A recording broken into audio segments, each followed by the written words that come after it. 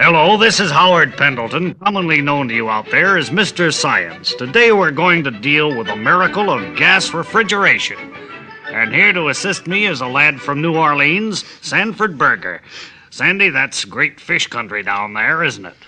Well, it's full of deer and elk, too. You'll also find field mice, crows, hens, oxen, cats, owls, bugs. I see. Well, the reason I mention fish, Sandy, is because I'm familiar with a fine seafood place down there, Delacorte's Flounder Palace. It's a must for any visitor. Why, it's been off limits for 7 years, Mr. Science. Sandy, let's talk a bit about refrigeration today. All right, Mr. Science. Well, doesn't it seem paradoxical to you that a refrigerator is made cold by a flame? Holy cats! Wait till I tell a gang at school that. I thought it was made cold by the ice cubes, Mr. Science. No nonsense, Sandy. The principle involved here is the transfer of warm matter to cold matter. Now, did you ever notice what happens when you turn the refrigerator off? Holy cats, yeah, the food gets spoiled, Mr. Science. That's right, Sandy. And that's because the flame isn't supplying any cold. Am I making myself clear? Well, I can't exactly say that all this is rubbing off on me too well, Mr. Science. So far, all I get out of it is if I jump into a flame, I'm liable to cool off. Sandy, I'm going to open this refrigerator. Now look in there and tell me what you see. Well, gee, it's all wet.